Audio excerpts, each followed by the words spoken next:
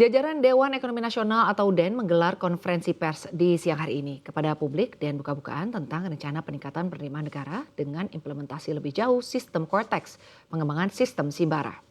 Jajaran DEN menyatakan tingkat kepatuhan pajak di Indonesia masih rendah, karena itu harapannya transformasi digital di sistem perpajakan dapat membantu untuk menaikkan rasio pajak dan meningkatkan penerimaan pendapatan ke depan. Untuk itu, pengembangan sistem Cortex dan konektivitas sistem ini dengan Simbara dan sistem lain yang ada di kementerian dan lembaga lainnya sangat diperlukan. Jajaran DEN pun mengakui untuk mendorong penerimaan pajak memang tidak mudah, karena itu harapannya semua pihak bisa bekerja sama untuk menyukseskan implementasi sistem Cortex.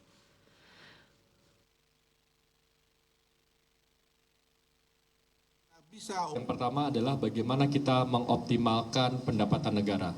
Nah, dari optimalisasi pendapatan negara ini ada dua desain utama. Yang pertama adalah Cortex, yang ini terkait nanti dengan perpajakan. Yang kedua adalah Simbara, yang ini nanti terkait dengan pendapatan negara bukan pajak dari sektor tambang, terutama royalti.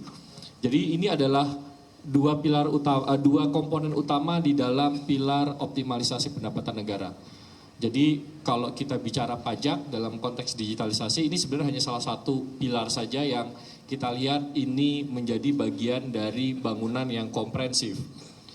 Kenapa ini penting? Karena kita melihat dengan Cortex, kepatuhan wajib pajak ini bisa ditingkatkan dengan signifikan.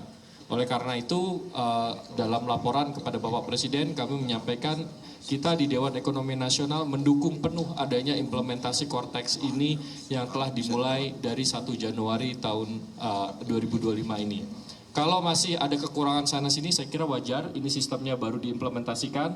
Tapi kami percaya di Kementerian Keuangan, Dirjen Pajak akan bekerja keras untuk mengimprove sistemnya supaya bisa berjalan dengan baik. Seperti contoh ya, ada mobil sama sepeda motor mungkin 100 juta lebih, yang bayar pajak cuma 50% itu.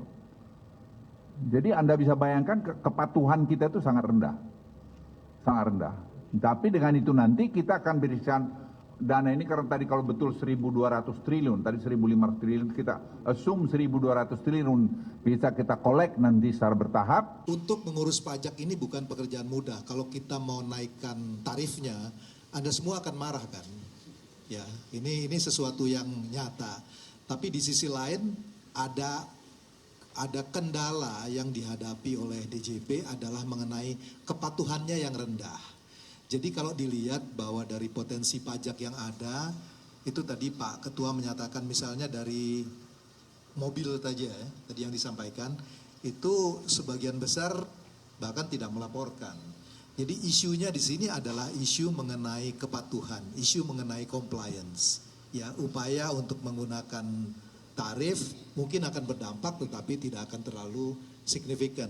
Jadi yang perlu diadres itu adalah isu mengenai kepatuhan. Pertanyaannya adalah kalau kita ingin melakukan perbaikan di dalam kepatuhan, apa yang harus dilakukan? Itu pertanyaan berikutnya kan.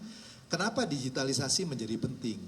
Di era seperti ini, data is a new oil. Data itu adalah seperti minyak di tahun 70-an. Mereka yang punya data itu bisa melakukan profiling, bisa melakukan cross-check. Sebagai contoh misalnya, Cortex ini sudah ada di mana proses bisnis nanti akan jauh lebih efisien.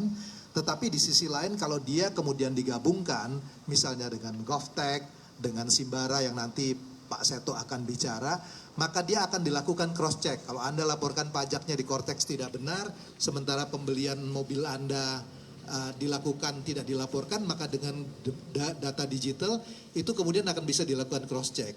Sehingga akan memudahkan nanti untuk DJP untuk memonitor apakah angkanya betul atau tidak. Dari sini compliance kemudian akan bisa dilakukan. Dan bahkan nanti mungkin Pak Seto juga bisa cerita, kalau dia tidak memenuhi persyaratan itu nanti di GovTech-nya bisa ada automatic blocking. Sehingga mau tidak mau mereka harus patuh. Jadi ini yang kemudian menjelaskan mengapa digitalisasi itu menjadi solusi. Ya, saya kira kita juga realistis bahwa gampang untuk menyatakan bahwa ya targetnya tidak tercapai, tapi kita juga mesti menyadari mengenai kesulitan yang dihadapi oleh DJP. Karena itu kita ingin membantu sebetulnya dengan digitalisasi ini agar optimalisasi penerimaan pajak itu bisa ditingkatkan. Itu yang tadi disampaikan Pak Seto sebagai pilar pertama.